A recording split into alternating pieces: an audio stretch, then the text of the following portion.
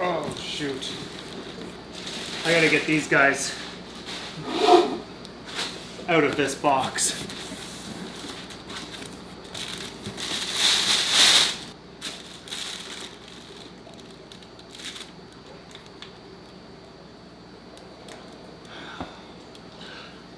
So here's the problem and the concern and why I got to do this right now.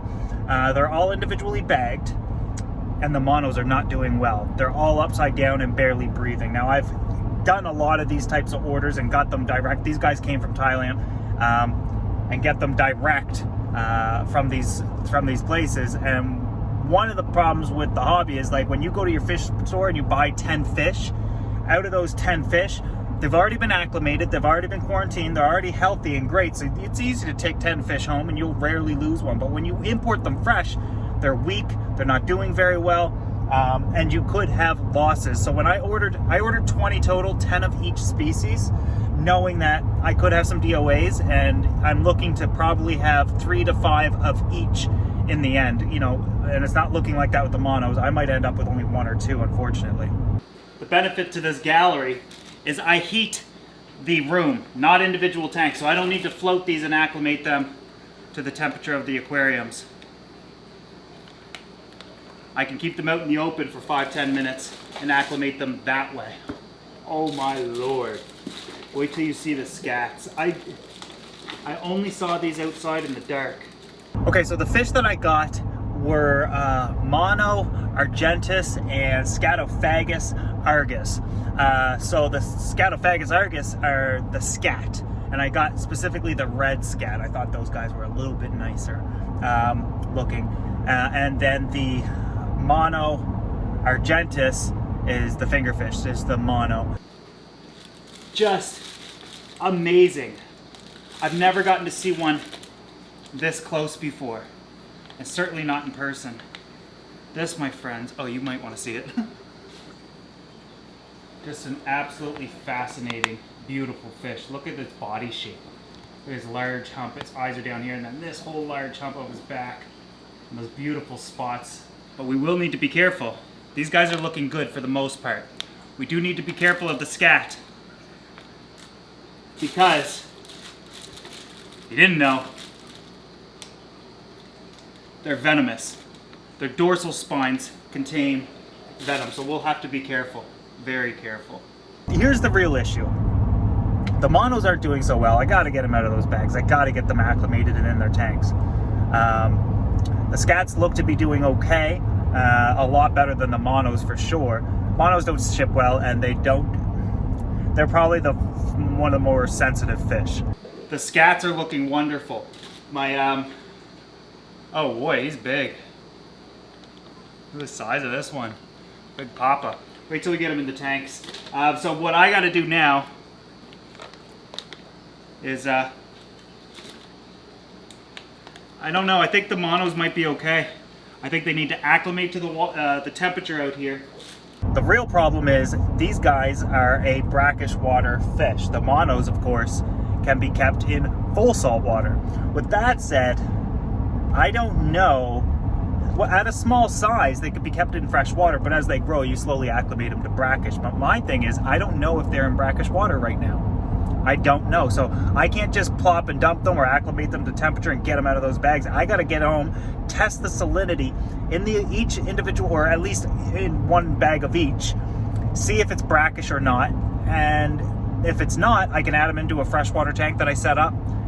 Or if it is, then I've got a brackish water aquarium that I can set up, and hopefully the salinity is similar.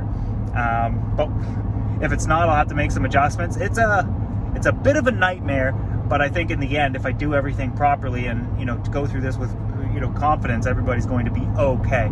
And to be honest with you, I brought so many fish back from the brink of death over the years by simply giving them exactly what they need, using my acclimation process that I've taught you time and time again, and it's worked wonderfully for me. I do not feel that confident about the monos. I'm just tasting my fingers because some of the bags are leaking. I think I taste salt, but not a lot of it, and that was one of the things I was concerned about, because what do? I've got to not only acclimate them to temperature and get them out of these bags, but first and foremost, I gotta acclimate them to whatever salinity they're in. I do have a brackish water aquarium set up, and I do have 1, 2, 3, 4, 5. I got 10 of each. I don't expect a high survival rate with these. There's 10 monos and 10 scats. I don't expect a massively high survival rate, but I'm gonna let these guys, let them acclimate to the temperature of the actual room out here. And then of course, I'll have to crack a scat bag open and a mono bag, test the salinity, and see what we're actually working with. Look at this guy. Aren't they beautiful? So it's like an angelfish. The deep body, but none of the fins. But they will have, it's like a cross between a silver dollar and an angelfish, isn't it? And then the scat is just a fish in its own world. Like there's nothing like this in fresh water. I had to get these guys. Look at them. Just beautiful. These are the Oscar fish of the brackish water aquarium. They'll eat anything. They will eat anything. Incredibly active. Easy to keep once you get them established. They're a very hardy fish. And then these guys are like the discus of the... no, I don't know what these guys would be. A lot of the times once they get big, they'll smash into the sides of a tank, you know, essentially killing themselves. But, so we got 10 2.5-inch monos. That's the biggest I could get them at. And then the scats, I don't even know if they're labeled individually. I don't think they need to be. Yeah. Let's, ooh, this is a big one. Aren't they beautiful? I'm gonna have no choice but to crack one of these open and see what the salinity is. What a nightmare this is. I don't know. The flights were late by about 4 hours, 6 hours. The fish are in kind of rough shape, but I don't know the salinity. I might have to adjust the salinity in my brackish water aquarium. No way. No way. Okay. Sorry. I don't mean to...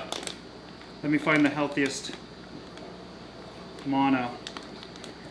The scat bag. Scat bag is... sounds like it's an insult, doesn't it? A scat bag. Bunch of scat bags. It's brackish. Is that a good thing? Maybe. I'll tell you here in a second. Hopefully the salinity matches in both bags. Come on. Yep. Okay, I'll show you. So, it's coming up 1.002. Did I say the brackish was 1.04? Because that's really salty. They're 1.004. These are all 1.002. Not far off, so very little acclimation is actually going to be needed. I'm just going to temperature acclimate and then get them out of these bags. I could drip acclimate, but this water's, I just want them out. It's in their best interest. So we will be doing the plop and drop method that I've had massive success over the years with. Now that aquarium is one, I think I could just do a quick water change and get the salinity to be the exact same. Yeah, well these guys are temperature acclimating. I'm going to take some water out, fill it with fresh water, and that will dilute some of the salt, bring it down to 1.002, and then over the next few weeks of their quarantine, we'll bring the salinity up a little bit. So the aquarium itself is now the same salinity as the bags. They're all identical. The temperature of these, sorry for using such a weird thing, but I wanted small bags, small knife. So I'm going to be able to plop and drop these guys. Like I said, the monos are in the worst shape, so hopefully they'll pull through and do okay. But I'm not that hopeful. Now, the reason why I'm able to do this plop and drop method is, like I said, the salinity matches. Whoo! This is rotten. It smells sour. No wonder they're not doing that great. But I gotta get them out of these bags. The salinity matches, the temperature matches, so there's absolutely no reason for me to do a drip acclimation, which I technically don't do unless it's saltwater fish. These guys are brackish, but very lightly brackish. If I leave them in the bag when I open this bag, oh man, oxygen in the tanks are depleted, so we already know the pH will have dropped, and at a lower pH below 7, ammonia and stuff like that isn't nearly as toxic. I pop this bag open, oxygen exchange occurs, pH shoots up, and all that ammonia in the bag is now deadly and toxic. It's best for me to get them out of these bags and get them okay. Like, watch them, look at this guy. He's doing okay, but then you got this guy flopping on the ground. He's over there, looks like he's dying. I mean, look, see? This is why I'm doing it this way. I've taught you guys this time and time again, though. This is how I acclimate, and my success rate, well, you guys know it.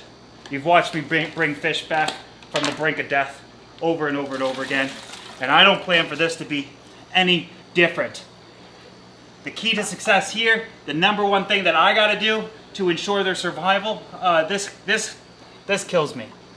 This really bothers me when they swim like this.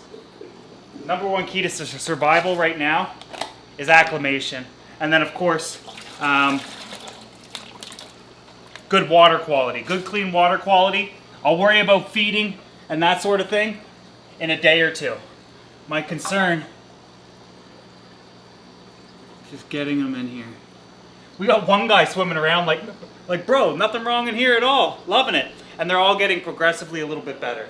But this is how bad the water was. The shipping was fine. These are individually bagged fish, giving all of them a better chance at survival. Double bagged as well, so if one bag leaks, the rest of the bag will catch it. Oh, he doesn't look good. He looks like he's on his way out. This is what I said, the monos won't do well. But it's, oh man, he wants out. But this is also why I got 10 of them and not the exact number that I want. Because I fully expected some DOAs, dead on arrivals, which is incredibly common when you're doing an import. And I don't mean from Florida to your shop in wherever you are, or I mean overseas. These guys all came from Thailand. This is common for new fish to be imported to lay on the ground. But, you know, fingers crossed they'll do okay. Water quality, good. Salinity, good. Acclimation process, good. The rest is 100% going to be up to the fish themselves. The scats, I have no real worry about. I estimated that I would have a 50% loss with the monos. Not with the scats though. These guys are incredibly hardy, very strong, and they'll eat darn near anything that you put in the tank. So hopefully everybody pulls through and they do all right. But, you know, I'll have to spend the next few hours out here monitoring, and if any pass away, I'm gonna have to remove them from there. Hopefully everybody's going to be okay. I want to show you guys one of these scats. Again, I gotta be careful with these guys because their dorsal spines are venomous. I don't know what it is with me with venomous fish, but look how beautiful that is. They're so unique looking, so interesting. I love the shapes of their bodies, and as they age, all of this is going to be far more accentuated. Their head will become a little bit narrow. Their head here, or at least where their back begins, is going to look like they're like this big bison. Just these big, powerful fish, but they're thin and skinny. Yeah, I don't have a lot of hope for those monos, and that's heartbreaking. That's the worst part of this, is because I'm doing everything correctly.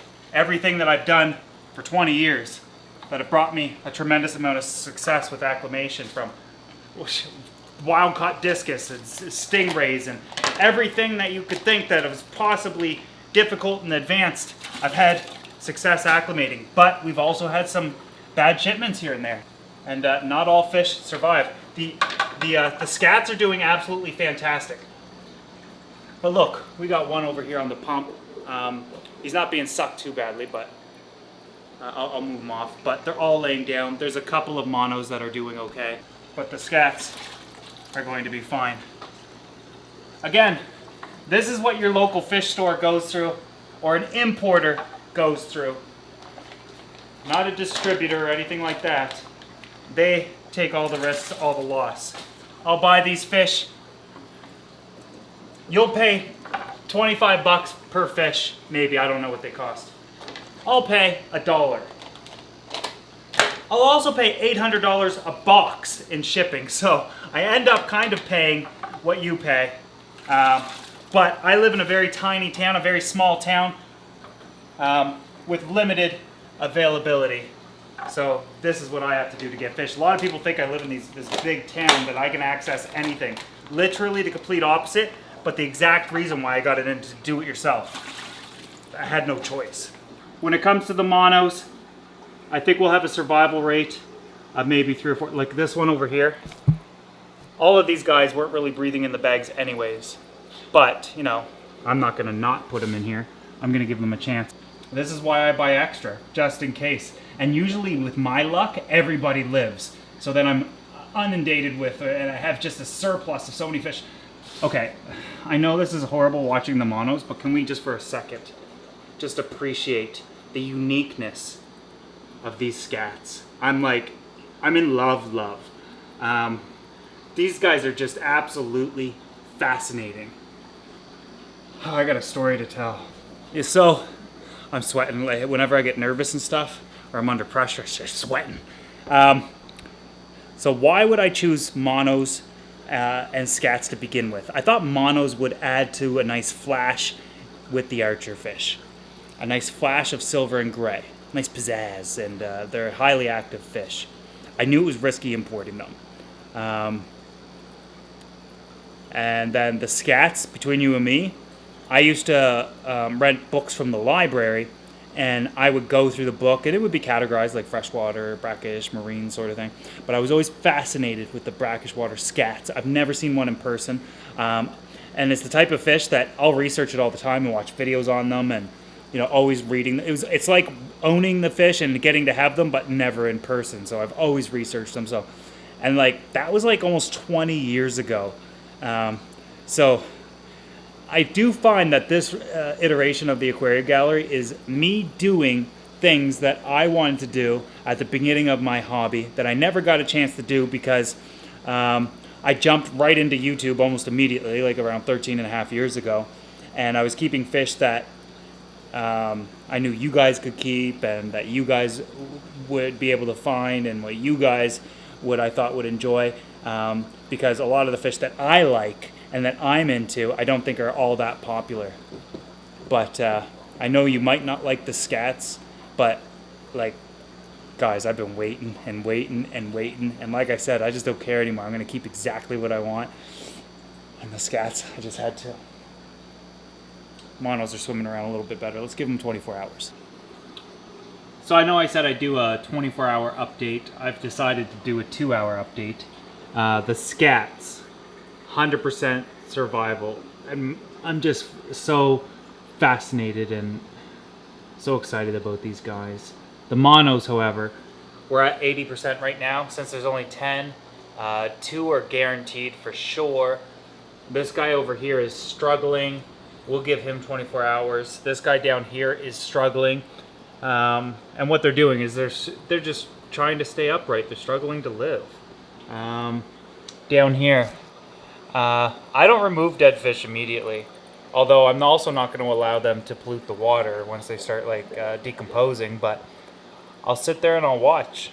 And I'll wait for any sort of movement. And then, to be honest, regardless of how mean it is, I'll kind of take a net or something and I'll give them a poke and see if they move or anything, and maybe I trigger some sort of response. But that one's probably not going to be good. One back there, there's one here that's gone, but you know, I'll sit here all night and I'll just watch and I'll wait and we'll monitor.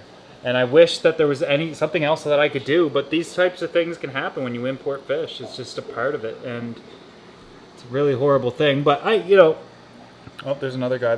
Anybody that's like actively trying, they have ammonia burn on their gills for sure. I see a lot of redness and like gill curl slightly in some of them. But when they stiff up like this and they die that quickly, you know, they were like this in the bag for the most part. Some of them were like moving around and whatnot, but for the most part they were like this. Okay, another 2 hours later. It is getting late. We have 5 monos now swimming above. Now I estimated there would be maybe 2 would survive, but this is why. The scats are coming out to see me now, but I'm telling you, the reason why I'm doing this update is because there's another mono right there struggling. You see him on the ground? He's still flipping his fins, he's still breathing, he's doing it vigorously, but when I walk away from the tank, all of the scats surround him. They're not picking on him. It's almost like they're, you know, do you ever see like cows like being concerned over another sick cow and they're just around sniffing it, not hurting it, they're just concerned? That's what it looked like. And I'm getting such positive vibes off the scats, as weird as that is and as it sounds. It's I don't know. I think scats might be my new favorite fish. I just think they have well, give me time with them. I love the fact that they're venomous. I love their look. I love their body shape. I love the fact that they are essentially the brackish version of Oscars. But this is what I was looking at. I'm not making this up. This is the whole aquarium. Mono's up there trying to like get healthy and do their own thing. They don't care about anything else. But could we just for a moment appreciate this? If scats can care about something that has nothing to do with them, something that looks nothing like them and has no impact on their survival, but yet care and be concerned, man, we got a lot to learn. No wonder these guys have been around longer than humans. Okay, last time before the 24-hour update, 6 hours in, the scats have abandoned their friend because he's up and swimming. Isn't that something? This is so heartwarming. If these are not your favorite fish after this video, I just don't know who you are as a human. That was an incredible thing to witness, and I sat out here for hours watching them. What a coincidence? Is that what that was? Or was that something more? Man. Thank your lucky stars, young man or woman, girl, or whatever you are. So far we have a 60% survival on the monos, and I thought it was going to be 20% based off the initial adding of them. Mind you, 4 had to be removed. They were just gone. They were gone. But we can't, like, how many of you guys thought he was gone? Let's wait till tomorrow and see what happens. But man, these scats are so heartwarming, yet so fascinating, yet so beautiful. Oh, look at him flare his dorsal. I have so many things I want to talk about, and so many things that these guys are triggering in me that reminds me of things that I want to talk to you about and tell you about, and like I just want to discuss so much, and I have so many things. Yeah, this is exciting. This is taking me back. Okay, so now it's officially 24 hours later, and don't mind the noise. I'm doing a water change on the 2000 right now. For the monos, we had a 60% survival, meaning out of the 10, 6 survived, and they're doing fantastic today. In all fairness, I expected 2 to survive. based off of the condition I saw them in the bag and initially in the aquarium. And that just goes to show you can't give up on these guys. And that's why the 4 that were, well, as I poured them out of the bag, I realized, okay, these guys are actually already dead, but you never know. So essentially just brought back the ones from the brink of death, and the ones that were already dead, there was of course nothing I could do. They are considered dead on arrivals. The Scats, on the other hand, my God, these guys are both just gorgeous, aren't they? Just stunningly beautiful and so fascinating looking and so different. And just so friendly. Look at them, they're all coming over to me. They remind me of an Oscar, but with the body of a discus, but the spotting of a black diamond stingray. They're just so interesting and fascinating. And that's the reason why I got Scats in the first place. I remember reading about these guys like around 20 years ago in old library books that I used to have to read, and I just was so fascinated and in love with them. The monos, of course, I do enjoy them, but not as much as the Scats. Like if I had to pick a favorite out of the 2, it would definitely be the Scats. But the monos, of course, are fantastic as well, and very interesting and very active. But as you can tell, the Scats will spend most of their time wherever they want, but it looks like they'll stay near the bottom. The monos, middle to top. The Scats will go over everywhere eventually.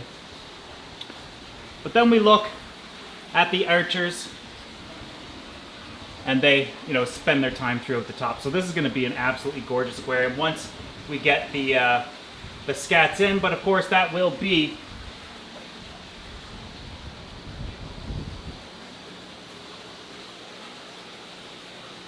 at least 2 to 4 weeks of quarantine is needed, and I'm probably going to push it to 4. I used to do 6, but I did start to feel like 6 was a little bit much. 2 to 4 depending on the condition of the fish, where they came from and that sort of thing. 2 weeks, and I think the Scats could be okay, but a couple of them are looking a little skinny. For example, these ones up front, whereas the big juicy buggers are just absolutely beautiful. Like this guy coming right there, like him, that's my favorite one of all of them. I love his spotting and his body coloration and just everything about him. The monos, I think, so long as they never got ick or carried in ick with them, probably 2 weeks, 3 weeks quarantine. But this whole tank will sit here for about 4 weeks of quarantine while we monitor and feed them and get them healthy and make sure they don't have any parasites or pathogens or anything that they could potentially introduce to the main aquarium. And by the time you guys see this video, I'll be able to actually add them 1 week later because this video is coming out 3 weeks from today's date. And that's done purposely so we don't have to wait in quarantine for too long. But let me know what you guys think of these guys. I know this video is all over the place, and you know, I kind of filmed this a little differently, more so along the lines of if you were here with me, the things we would talk about and the things I would actually say, as opposed to something's, you know, planned out and rehearsed and too, you know, completely educational. I mean, we've done unboxings over and over and over again. Anyways, if you like these fish, like this video, give it a thumbs up. Let me know what you think in the comment section below. If you wanted to know about these guys weeks ago, you should become a member of this channel. Members only, they already knew. You just hit the join button right beside the subscribe button, which you should have already clicked. I'll see you guys in the next video.